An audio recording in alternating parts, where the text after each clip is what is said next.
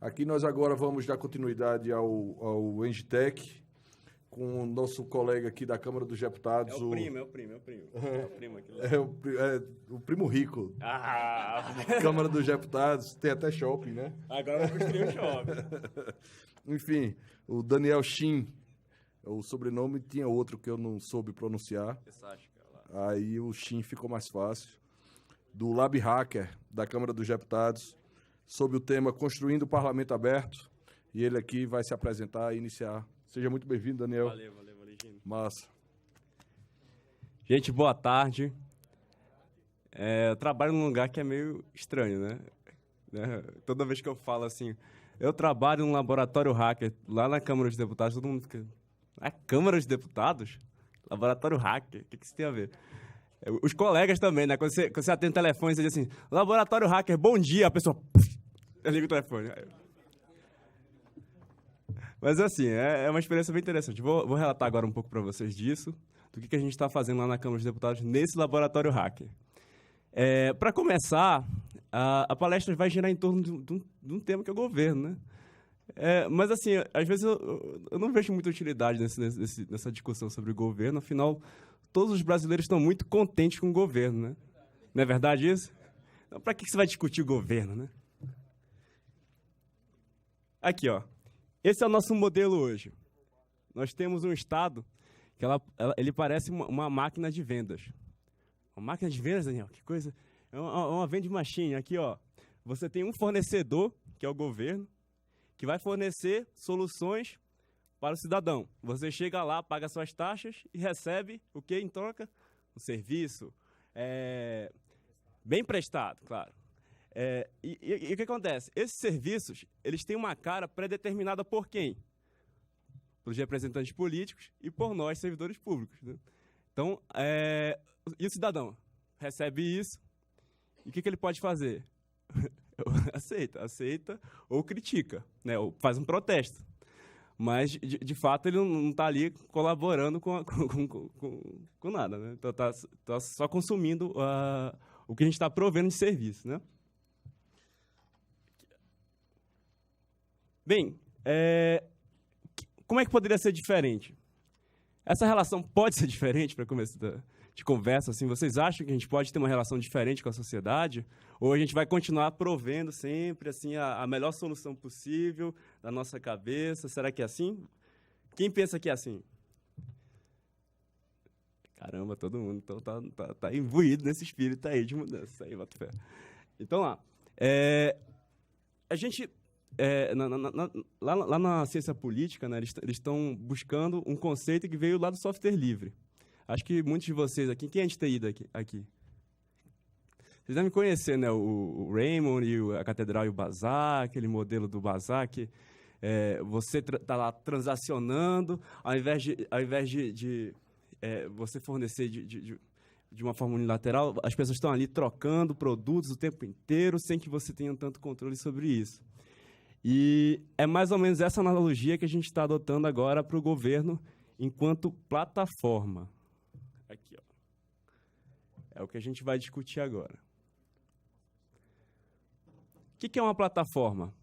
É um ecossistema que funciona assim, intercambiando com vários fornecedores, vários consumidores, estão todos ali no mesmo espaço, compartilhando coisas, né? Aqui a gente já tem alguns exemplos consolidados, aqui como a App Store, a Play Store, que você tem lá uma plataforma onde você tá ali transacionando criações de pessoas que não fazem parte do Google, não fazem parte da estrutura do Google, né? Como seria esse governo como plataforma? O que a gente precisa para chegar nisso, né? Para ter uma estrutura semelhante a essa que tem um dinamismo, essa da ideia das stories e tal. A gente precisa do quê? De padrões abertos, né? Então, a gente precisa que a informação circule livremente pela sociedade, que a sociedade possa consumir essa informação de uma forma que a gente, às vezes, não espera. Simplicidade no design. Hoje, se a gente pegar um site de governo, assim, são sites duros, assim, são sites assim, que destoam muito, assim, por exemplo, da iniciativa privada, de ONGs. Assim, é algo que se torna até chato, desinteressante, por vezes. criar soluções que tenham formas de serem avaliadas, né? Que a própria sociedade avalie aquilo e forneça um feedback para a gente aqui, que está na outra ponta, né? O governo que precisa experimentar mais. Isso aí que eu acho que, para quem é de TI, já deve ter vivenciado várias vezes isso aí no órgão público, situações em que você tinha uma ideia boa e não conseguiu levar ela adiante, né? Você não teve apoio para levar ela adiante, porque assim, essa cultura de experimentar não faz parte hoje do governo. Olha, ele já deve ter tido experiências com isso. Experimentar é algo que todo mundo tem medo, né? É o caos, né? Você vai gerar o gerador de caos ali. Eu quero experimentar, não, você é o caótico daqui. Então a gente precisa, pelo contrário, começar a ter essa cultura de experimentar mesmo, de errar e aprender com isso. Porque quando a gente experimenta, a gente aprende mais rápido. Isso aí assim, às vezes, quem já viu uma situação dessa? Se você tem lá um projeto gigantesco, assim, que você diz, caramba, a gente vai levar aqui 5 anos para executar esse projeto. Aí, quando você chega lá, executa o projeto, depois de 5 anos, você percebe que ele já não se adapta à sua sociedade, ao seu ambiente, e você já vai ter que fazer outro projeto de 5 anos para se adaptar àquela nova realidade. Então, isso não funciona, né? Antes de você empreender algo que seja grande desse jeito, você pode partir isso daí em pequenos projetos e fazer experimentos, ver se aquilo é, de fato, algo que você deve implementar. Então, essa é uma outra face dessa cultura de experimentação, né? Acesso por dispositivos móveis. Se você pegar aí as nossas estatísticas recentes, assim, por exemplo, na região norte, como é que você acessa a internet hoje? Como é que a maior parte das pessoas acessa a internet na região norte? É por meio de um celular. E se você não está no celular, você não vai fornecer esse serviço para ele, né? Ele não vai ter acesso ao que você está provendo. Então, você ir avançando para isso, aqui mesmo na auditório já tem umas 5 ou 6 pessoas aqui que estão no celular. Então, realmente, o celular faz parte da gente, já é quase um adendo aqui da nossa mãe, eu acho. Cidadão acessa o serviço diariamente, sem precisar de intermediários. Aqui eu vou mostrar para vocês uns exemplos sobre isso daqui. Então, que tipo de contribuição a sociedade pode trazer para o governo, né? Para o governo e para a própria sociedade, né? Serviços, informações, visualizações, traduções. Para a gente que trabalha com processo legislativo, isso daí é fundamental. Eu não sei se vocês conhecem um projeto chamado Vote na Web. Alguém que conhece Vote na Web? Basicamente, ele pega os dados abertos da Câmara dos Deputados e transformou-se numa plataforma em que você pode votar nas proposições que estão entrando na pauta essa semana. Então, ele diz o seguinte, entrou lá o Estatuto da Família. O que você pensa sobre isso? A pessoa vai lá, clica sim ou não, eu concordo com isso, não concordo com isso. Aí ele vai mensurando como as pessoas estão avaliando aquele projeto. E assim, não é só o título lá, Estatuto da Família. Tem um textinho que é como se fosse uma tradução deles, né? Eles estão ali traduzindo o que significa aquela lei. Porque se você pegar lá a ementa da proposição lá na Câmara do Senado, é uma coisa que assim, é só para o hermético, só para a gente que está aqui dentro e conhece aquela linguagem, que é uma linguagem super complexa e incompreensível, né? Então, eles fizeram esse esforço de traduzir para um português. Português que as pessoas falam no dia a dia. Então, é um esforço bem legal. Ideias, críticas e sugestões. Então, o insumo principal para isso tudo, um dos insumos principais é o dado aberto aqui, né? O dado que seja legível por máquinas, que seja facilmente implementável em aplicações que a sociedade quer desenvolver, né? E com esses dados abertos, a gente teve uma experiência que eu vou relatar para vocês agora, que é a Maratona Hacker. Alguém aqui sabe o que é uma Maratona Hacker? Uma pessoa. Cara, legal. O que você imagina que seja uma Maratona Hacker? Você?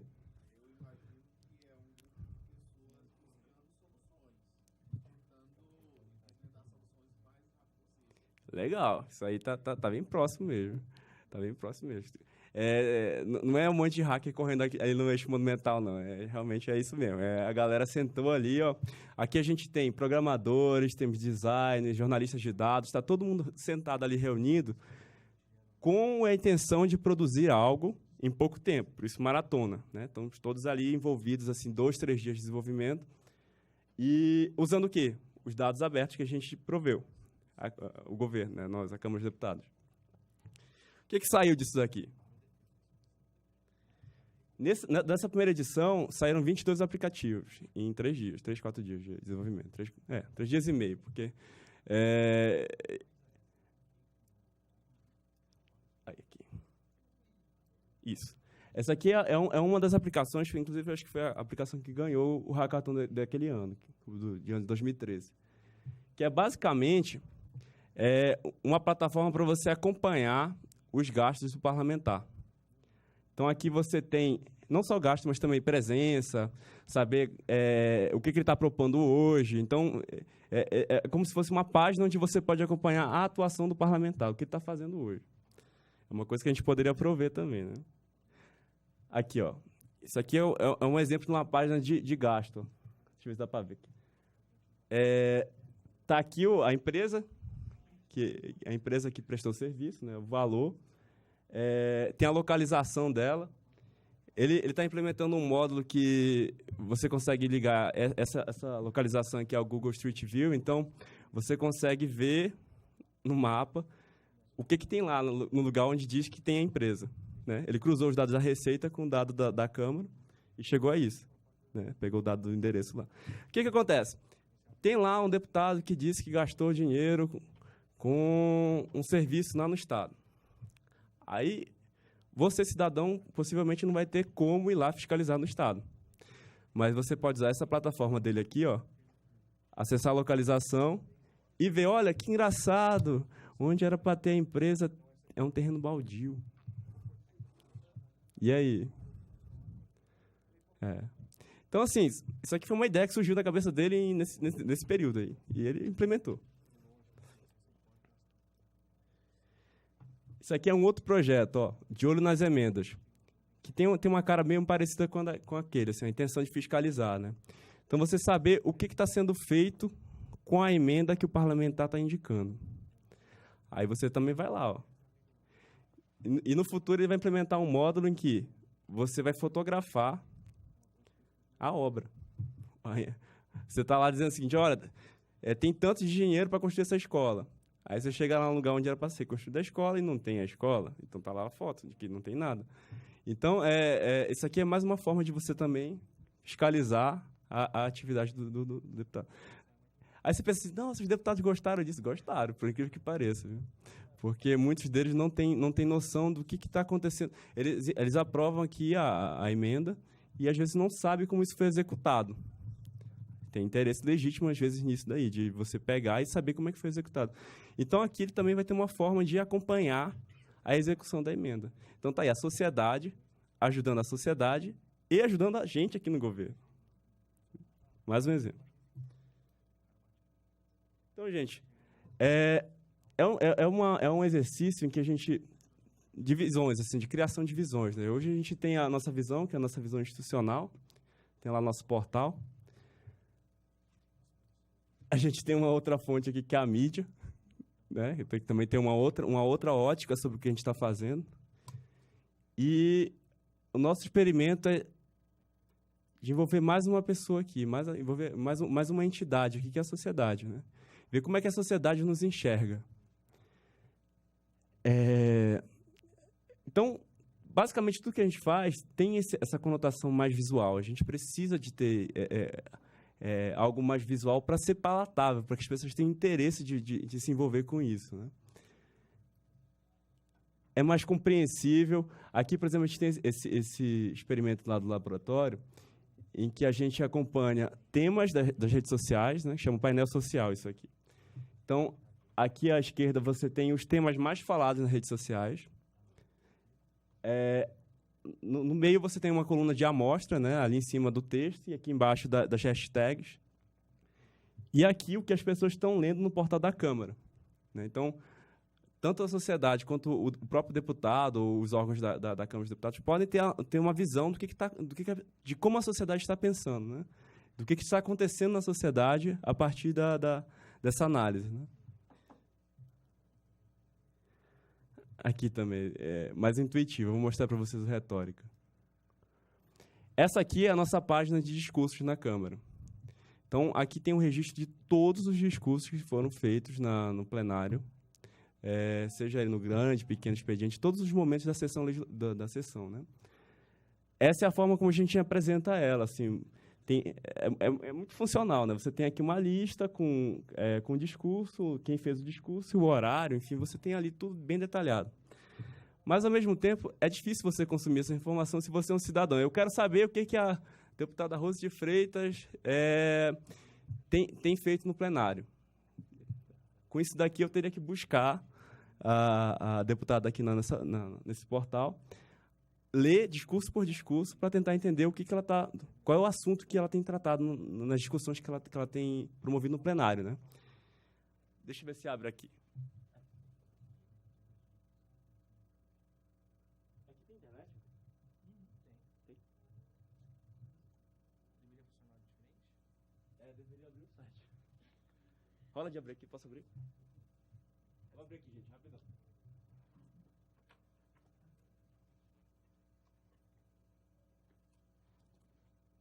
Vou ver ele abrir. Tem problema na rede lá. Acho que tá sem rede. É um cara de TI. Pois é, né? O máximo que eu posso fazer é tirar o cap por de novo. Ai.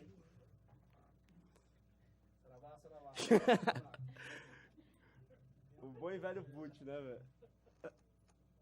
Sabe o que foi? Soprada, velho. Isso aí também é clássica, pô. É não, velho? Clica em cima aí. Ainda tá. Esse não é o DNS. Ah, não tem. Não vou ver nada, não.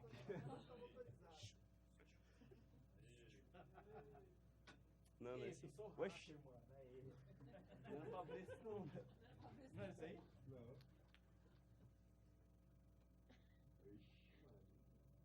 Eu sou muito à frente, cara. Aqui, ó. Agora foi.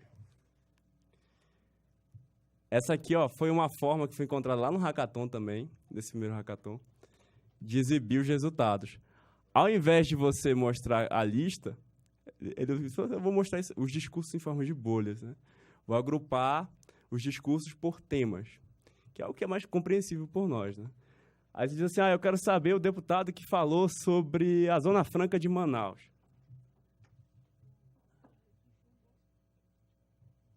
Tcharam. Aqui, ó, temos os cabeçantes aqui, ó. O deputado mais cabeçudo é o que falou mais sobre esse tema. Genial a ideia, né? Aí o que tem a cabeça pequena porque falou, mas não falou tanto, né? Falou pouco. Aí o que se escondeu. Aí esse vai para o outro aplicativo, que é aquele que fiscaliza, é outra história. Não, mas então isso aqui, ó, é uma outra forma de apresentar aquela mesma informação, uma informação parecida com aquela que está na nossa página de discursos. É uma informação que é muito mais agradável, que vai atrair, que tem atraído muito mais pessoas do que a nossa página de discursos. Então, hoje a gente tem lá no Porta da Câmara uma área em que tem a página tradicional mesmo, que tem lá como técnica, bem separadinho lá os discursos, e tem isso aqui também, o retórica, caso você queira ver de uma forma mais lúdica os discursos dos parlamentares, né? Então, se você clicar na cabeça de um deputado, ele vai dizer quem é, e você pode ir à página de discursos para ver a íntegra, né? Eu quero ver tudo que ele falou sobre aquilo. Aqui está dizendo o quê? Sobre qual tema, né? Mas para você saber exatamente o que ele disse, você vai ter que entrar e ler o discurso. Mas então aqui é uma cara de entrada, assim, é algo que atrai, né? Então esse é o retórico. Vamos voltar lá para... Obrigado. Beleza. Aqui é um outro experimento da gente lá, que já tem um tempo já, que é o Portal e-Democracia. Quem conhece o Portal e-Democracia aqui? Quem já ouviu falar? Cara, isso aqui tá podendo de tudo aí, bicho, caraca. Não, pois é, o Portal Democracia, ele tem a intenção, né, de ser um espaço em que a sociedade vai debater com os parlamentares os temas que estão em debate na Câmara, né? Para isso, a gente tem essa audiência interativa, que aqui ao lado, ó, você vê o vídeo da audiência acontecendo, e aqui à esquerda, você tem um chat em que as pessoas mandam perguntas e comentários para os deputados que estão lá na mesa.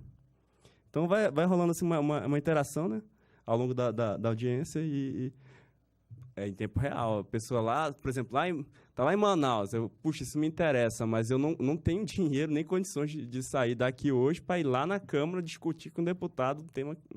Não tem como. Então, isso aqui é uma forma de democratizar esse acesso. Então, você pode ir lá em Manaus, ligar seu computador e entrar em contato com a Câmara. Então, esse já é um recurso que já existe e está sendo utilizado por nós lá, com boas experiências. Essa outra ferramenta aqui está meio apagada, né, mas é o Wikileges, que é basicamente uma consulta pública. Então, você, deputado, eu quero colocar meu projeto para que a sociedade avalie esses artigos que estão aqui. Então, a pessoa pode entrar aqui nessa página e promover, mandar sugestões de alteração de redação. Eu quero mudar esse artigo primeiro. O artigo primeiro deveria ser escrito assim, por esse motivo. Aí fica aqui registrado. Então, de novo, a pessoa de qualquer lugar do Brasil, às vezes um jurista que não tem tempo, interesse em ficar se envolvendo com a Câmara, vindo à Câmara para debater com o deputado isso, ele pode entrar lá na casa dele e escrever isso aqui, uma alteração na lei. Isso aconteceu no Marco Civil da Internet. A gente tinha um pesquisador, que era um cara especialista nesse tema, que dá aula na Universidade de Xangai, não sei se é de Xangai ou de Pequim. O cara, tá lá do outro lado do mundo. Como é que o cara vai contribuir com a discussão aqui na Câmara? Mas o cara veio, por meio da internet. Então, no Marco Civil, a gente teve isso aqui, ó, de interações, né? 7 audiências públicas interativas, 62 expositores da sociedade que vieram presencialmente e 374 sugestões de redação, né? E algumas delas foram implementadas no relatório do final. O relator colocou assim, ó, artigo 1º, como veio do Executivo. Artigo 2º, como eu coloquei no substitutivo. E a origem. A origem, esse artigo, eu me inspirei no artigo tal do fulano, no E-Democracia. Esse aqui eu me inspirei, no artigo 2º, eu me inspirei no fulano do Twitter. Enfim, então ele tá ali dando crédito a quem, de fato, ajudou ele a construir essa lei. Então, foi uma experiência riquíssima, bem interessante. Esse código aqui também está disponível. Então, quem quiser ter acesso a ele, tudo que eu estou falando aqui tá disponível. Então, tudo que a gente faz é em código livre, então está lá, acessível no nosso GitHub. O E-Democracia também. Está aberto. Esse é o relator do projeto Alessandro Molon, né? Deputado Alessandro Molon, do PT. E aqui, o E-Democracia, a gente também tá fazendo um experimento que tem a ver um pouco com a nossa experiência que a gente teve ao longo desse tempo interagindo com os deputados. A gente percebeu que, para fazer o deputado se envolver numa discussão com texto, o deputado entrar lá na plataforma e escrever alguma coisa, é muito difícil. Tá? Ele não tem tempo, tá lá envolvido em 1000 coisas, tá o tempo todo andando na Câmara de um lado para o outro. Então, ele, de fato, não escreve, não vai escrever lá na plataforma.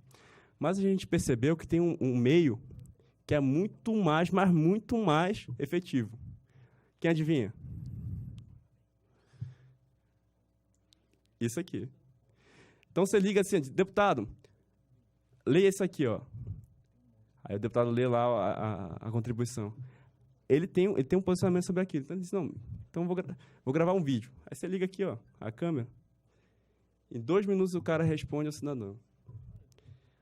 Aí, como é que você faz isso? Você entra em contato com os gabinetes, mostra a ferramenta e o próprio gabinete vai estimulando o deputado a se interagir dessa forma. Então, a gente percebeu que interagir por vídeo é muito mais efetivo. Então, a gente criou esse aplicativo agora, que vai ser lançado em acho que 2 semanas, mais ou menos. No dia do lançamento do nosso novo espaço lá na Câmara, que todos estão convidados. Quem estiver em Brasília e quiser comparecer lá, vai ser muito bem-vindo. Então, a gente vai lançar isso aqui também. Então, esse aplicativo vai ser o seguinte, o cidadão e o deputado poderão baixar, por enquanto só em Android, nada de iPhone. É um experimento. Nenhum Windows Phone ainda. Mas a gente vai...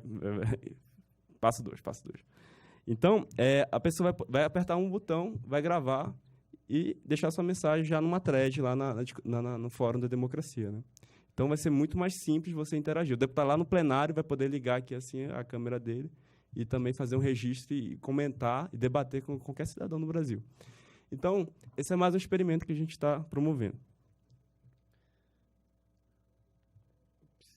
Escangalhou. Aí.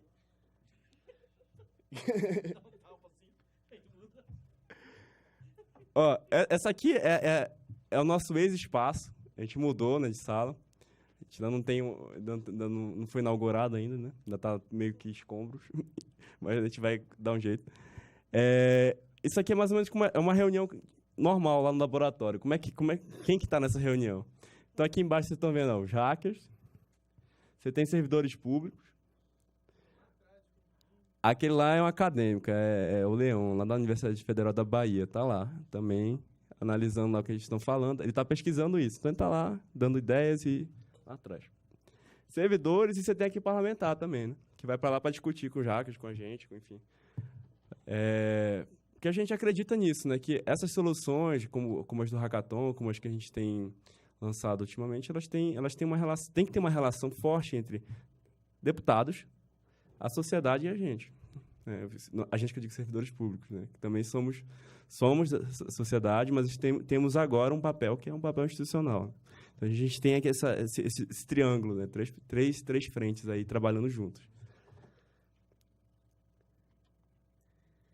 Essa é mais ou menos a cara, né? Porque a gente tem o nosso laboratório lá na Câmara, né? E existem outros laboratórios que trabalham também políticas públicas no mundo, né? Você tem, por exemplo, o Mind Lab lá na Suécia, você tem o Media Lab Prado da Espanha e o Policy Lab na Inglaterra. Tem outros também, mas assim, só para elucidar que a gente também não somos únicos no mundo. Existem outros laboratórios que têm essa mesma cara que a nossa. E esperamos também que, em breve, a gente tenha em algumas câmaras e em assembleias também outros laboratórios afins para que a gente possa trocar códigos, ideias e soluções aí para o Brasil. E é isso, gente. Eu acho que a gente está vivendo um desafio que é justamente descongelar posições, né? Hoje está todo mundo congelado, o deputado, a sociedade e a gente, né? Os servidores públicos. Então, a gente tem que se despir daquilo que a gente acredita hoje e começar a construir novas realidades e aceitar novos valores e construir novos valores. Então, esse é o nosso chamamento, essa é a nossa ideia. E acho que é essa mensagem que eu queria deixar para vocês hoje, né? Que a gente possa repensar, talvez, a nossa forma de agir em relação à sociedade, que a gente possa trabalhar de uma forma mais colaborativa, né? Que esse desafio é possível. A gente já testou algumas coisas, experimentamos algumas coisas e vimos que dá certo, né? Que vale a pena fazer isso. Então, esses aqui são os meus contatos. Aqui se alguém tiver interesse em algum código que foi desenvolvido até hoje, está lá nesse site aqui, laboratoriohacker.net, lá tem um link para todas as aplicações que foram feitas, inclusive a Democracia está lá disponível. E aqui a gente também lança, de vez em quando, assim, posts sobre esse tema, né? Sobre o que está acontecendo no mundo, sobre participação, colaboração em governos, né? Então, a gente tem atualizado isso. E é isso, galera. Alguma pergunta?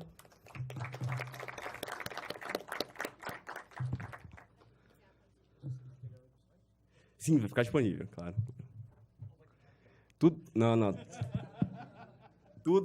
O princípio é colaborativo. Tudo é colaborativo, tudo está disponível, tudo está acessível. É a nossa... Fala aí, doutor. Jefferson, de Orilândia do Norte, no Pará. Ah, é paraense? Conterrâneo? Mas eu não sou paraense. Ah, não, então tá. Mas eu vivo lá, eu cresci, me considero um paraense. Eu cresci então é de coração, lá. Né? Meu amigo, um detalhe que você falou sobre o Vota Web. Você poderia falar um pouco mais sobre isso? E eu acompanho alguns detalhes do Vota Web. Eu não entendo porque às vezes demora muito um assunto lá e, ao menos ao meu ver, entende? Eu posso estar errado aqui, bastante equivocado, mas eu cheguei a uma conclusão assim, puxa, parece que quando algo que tem uma galera votando que quer muito aquilo e tal. Aí, daí a pouco, aquela galera de todo mundo queria votar, votou. E aí, daí a pouco, a outra massa vai crescendo, crescendo. E aí, quando a outra passa, aí é que é votado, sabe? Eu achei bastante estranho. Que é votado? Que, no caso, para a votação, entendeu? Aqui na Câmara. Isso, no Vota tá. Web. E outro detalhe também, eu queria saber, que você apresentou várias ferramentas aí, Sim. se elas têm uma certa interligação entre elas, como, por exemplo, o sistema Interled, que é bastante interligado, onde foi discutido bastante sobre isso, a interligação. Queria saber se elas são interligadas, uma comunicando com a outra e de fácil integração. Sim. O que acontece? Sobre a primeira pergunta, o Vote na Web, ele não é feito pela Câmara. Ele é feito com os dados da Câmara. Então, já é um exemplo da sociedade, no caso que é uma ONG, que tem um braço empresa também. Mas eles usam os dados da Câmara para difundir essa ideia de você poder participar do processo legislativo, que é um valor, né? Claro, existem falhas, o processo talvez não seja o perfeito, e tudo em democracia digital, que você olha no mundo, assim, está em construção, nada é perfeito. Então, tudo está sendo experimentado, isso não existe ainda, isso está sendo construído, né? Então, obviamente, deve ter falhas também, né? Estão sempre lá também em interação com a gente, trocando ideias, assim, porque eles conhecem muito dessa coisa do código, de linguagem, são bons comunicadores, mas não conhecem tanto de processo legislativo. Então, é um ganho para eles interagir conosco, porque a gente dá esses insights para eles. Olha, se você levar isso aqui para o relator do projeto, que é uma figura que a sociedade em geral não conhece, não sabe o que faz, o relator do projeto é o cara que está lá com o projeto na Câmara, vai escrever um projeto, vai escrever a análise daquele projeto. Então, ele é uma pessoa que você tem que interagir. Você tem que ir lá mostrar esse resultado, porque ele pode, de fato, influenciar o processo. Então, a gente está ensinando para eles o caminho, né? Ensinando para a sociedade o caminho. Então, mas é óbvio, é um processo que está em construção, vai ter falhas. Está inevitável. O segundo ponto é da interligação, né? É o seguinte, eles constroem, durante a maratona, de forma separada. Está todo mundo ali desenvolvendo um projeto, às vezes eles se juntam e fazem um projeto só, mas, de forma geral, os projetos não têm uma interligação, às vezes até tecnológica, né? Então, qual seria o maior ganho do hackathon? Eu acho que, assim, primeiro você conhecer novas ideias. São ideias que, para a gente que estava lá na Câmara, a gente não tinha, né? Foram ideias que foram surgindo. Teve um cara que usou uma API... usou a API dos dados abertos da Câmara para pegar as informações e associou isso ele estuda, né, mecanismos de comando de voz. Então, a ideia era fazer com que as pessoas que tivessem dificuldade de ver, né, que fossem cegas e tal, navegassem no portal por meio de comando de voz. Então, ele usou essa API para fazer isso. Então, não tem muita interligação entre um projeto e outro. São ideias, né, e você está juntando pessoas que não se conheciam, que vão passar a interagir depois também, como aconteceu, né? Então, hoje ainda existe uma rede relacionada a esse hackathon que continua inovando, continua tendo ideias. Então, você forma redes, tem ideias, mas, às vezes, para você passar por um processo de institucionalizar, para você, de fato, implementar isso num portal e tal, você tem que ter uma intervenção institucional mesmo, da própria organização bancando, às vezes, isso. Foi o que aconteceu com o Retórico. O Retórico era uma ideia, um conceito, eles lançaram esse conceito lá. A gente, no laboratório, aliás, a taquigrafia da Câmara achou aquilo um valor, assim, reconheceu um valor naquilo e disse assim, vamos tentar fazer uma interação para desenvolver isso aqui. Então, a gente desenvolveu isso junto com eles, também trocando ideia com o pessoal que desenvolveu a ideia original, né? Então, foi isso que a gente fez. E rapidinho, isso aí foi, sei lá, em um mês e meio, um mês menos que isso. Beleza? Oi. Antônio Carlos, da Assembleia Legislativa do Rio. É o cara que conhece aí tudo, cara. Antônio Carlos. Fala aí, cara. A gente tem um embriãozinho lá de laboratório hacker também. Massa, cara. E, na verdade, assim, até a gente não usou o nome laboratório hacker, o nome é Projetos Especiais, para ninguém bater o telefone na nossa cara, né? E a gente deu uma olhada em cidadania e democracia. Sim. Pensando em levar aquela coisa da proposição legislativa feita pelo cidadão e fórum, que eram 2 coisas que a gente queria eventualmente colocar no site agora, Legal. no site que a gente está tentando terminar de desenvolver. Como é que está isso? Como é que está o movimento disso para vocês? Está funcionando? O fórum, as pessoas vão até lá? Sim. Porque assim, quando eu comecei a falar em fórum lá, alguém virou para mim e falou: Antônio, você está maluco? Isso não vai funcionar, a gente já tentou uma vez. Temos uma página no Facebook, ninguém nem vai lá, ninguém fala nada. Então, também é perigoso você colocar algo à disposição da população e a coisa ficar lá jogada às traças. Né? Uhum. É legal, assim, pegar esse início de processo, sabe? A gente já teve várias e várias experiências sobre isso, a gente pode trocar muito. Eu acho que vocês têm muito a ganhar também, assim, fazendo esse contato com a gente lá. Nesse início, cara, o desafio é você fazer a roda girar. Porque a nossa expectativa é assim, ó. Eu tô lá no órgão público, vou lançar um fórum e, sei lá, amanhã 1 milhão de pessoas vão estar acessando e contribuindo e fazendo. Não é assim que acontece. Felizmente não é assim. Em contrapartida, um designer nosso, esse já do Projetos Especiais, virou e falou: não, isso aí provavelmente não andou porque não foi trabalhado em mídia, alguma coisa Sim, assim. Vocês claro. fizeram alguma coisa em relação Com a isso? certeza. A gente, assim, sempre aproveitou. A gente não tem muito recurso, né? Como todo órgão público, a gente não tem recursos de acesso a jornais, isso aí é muito difícil. Então, a gente sempre investiu muito em redes sociais, né? Então, por exemplo, você está lá debatendo um tema, diz um tema aí, segurança pública. Tá? Algum tema sobre segurança pública. Primeiro, cara, você vai atrás dos nós dessa rede de segurança pública nas redes sociais. Quem são as pessoas mais influentes sobre esse tema nas redes sociais? Você faz um contato com elas e distribui essa informação. Né? Então a gente tem iniciou trabalhando muito isso, assim, a articulação em rede social. Você entendendo a lógica da rede e usando essa lógica para potencializar a divulgação. Você vai no nicho, que é o nicho que vai participar. Se você está falando de educação, pessoas que têm interesse em educação vão participar. Se você está falando de saúde, pessoas que têm interesse nesse tema vão participar. Pessoas e entidades, né? Então, você tem que sempre ter em Inicialmente mente você vai atrás delas e Isso. depois, obviamente, elas vão acabar Isso. chegando até você naturalmente. Imagine o seguinte, é como se fosse um hábito. No início você não tem esse hábito. Eu não conheço esse portal, não sei nem o que faz. A partir do momento que eu vejo o que ele faz e que se tem efeito, aí sim, eu passo a interagir com mais frequência. Então, assim, é um processo, não desanime.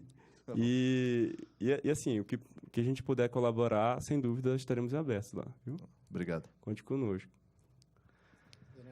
Fala aí, velho. Fiquei meio curioso como é que funciona a estrutura de vocês e como é que vocês conseguem, por exemplo, recurso para financiar o hackathon, para poder patrocinar, Certo. que os caras precisam tomar uma água, comer uma bolachinha, né?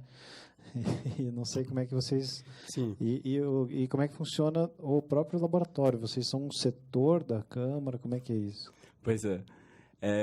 Em relação a como fazer o evento, você tem N formas, sabe? Desde as mais onerosas até aquelas que você tem uma economia de recursos. É o que a gente vai atrás, né? De uma forma que seja bem concisas, né? Que a gente não gaste tanto. A Câmara tem recursos de passagens, né? Então, basicamente, é o custo maior do hackathon, é o transporte. Mas chegando lá, enfim, a hospedagem a Câmara tem contrato também, mas é um valor muito, muito mais baixo do que as passagens. Passagens é um valor mais alto, né? Porque vir para Brasília é caro, né? Acho que vocês devem ter visto aí nos órgãos aí que vir para Brasília é caro.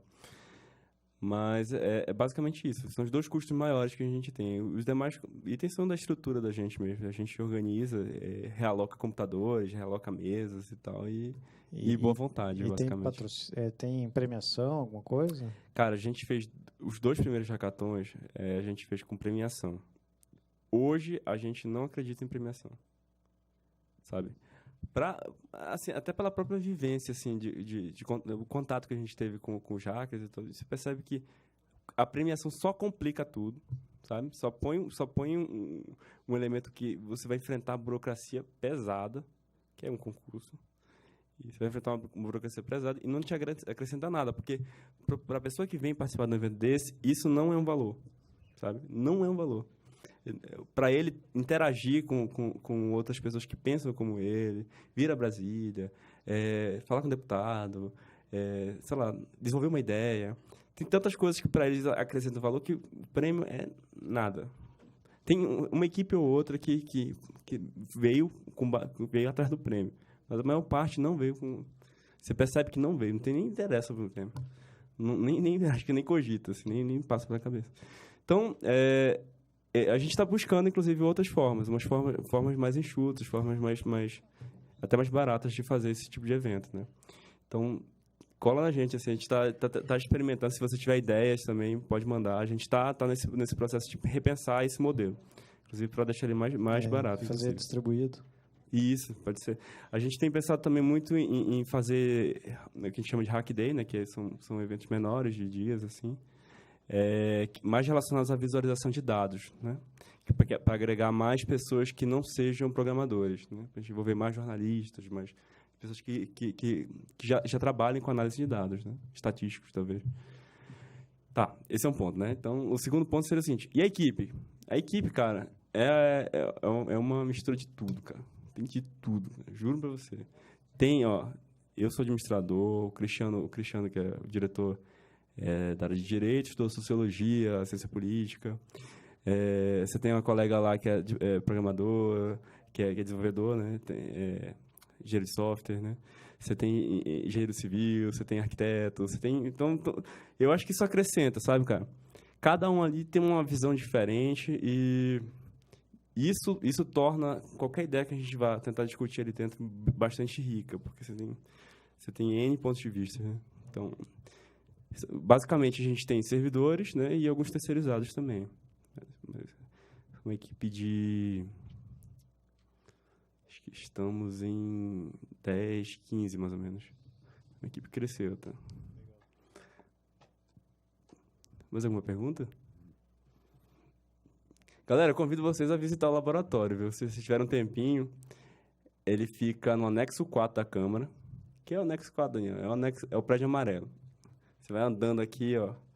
Você anda por, acho que uma meia hora. Não, tô brincando. Você anda até... É o prédio que fica lá no lado oposto, na verdade, da rua. Lá é o anexo amarelo. Fica no subsolo, sala 90, tá? Serão muito bem-vindos. Lá é um espaço público, né? Como a Câmara é também, né? Mas você pode ir lá trabalhar, levar seu notebook. Então a gente recebe gente do Brasil, a gente está acostumado a isso, né? Eu tô aqui em Brasília, quero um ponto de apoio. Vai lá bater um papo com a gente. São muito bem-vindos. Lá tem internet, tem café, tem tudo. Tem café. Só não tem pão de queijo porque a gente não é o primo rico, né, gente? Porque o Senado é o primo rico da gente. A gente não tem pão de queijo, mas café a gente tem. Gente, muitíssimo obrigado mesmo, viu? Foi um prazer, viu? Daniel, só para fechar aqui, Gouveia, coordenador de TI do programa Interleges. Pois não. Já que você convidou, eu queria fazer um convite para o Laboratório REC, utilizar o domínio LegBR. Já que está dentro da Câmara, fica muito mais bonito que o claro. Dos gringos. Esse daí, cara, a gente começou a... Ele também é um experimento, ele ainda está no... A gente vai mudar pro Lumin, não se preocupe. Pensem nisso, está à disposição. Vou pensar. E só para constar, o pão de queijo aqui não é do primo rico, não. É da galera da organização mesmo, que a gente faz vaquinha. Ele falou que o Higino revelou aqui. Só tô brincando com a nossa... Porque assim, aqui pra quem não conhece o cenário de Brasília, parece que... não entendo até hoje por quê, mas parece que existe uma rivalidade assim, entre a Câmara e o Senado. É um negócio assim que eu não entendo. Porque são casos tão parecidos assim, que fazem... Né, desses trabalhos tão parecidos que eu não entendo. É só uma brincadeira mesmo. Valeu, gente. Pessoal, recado aqui.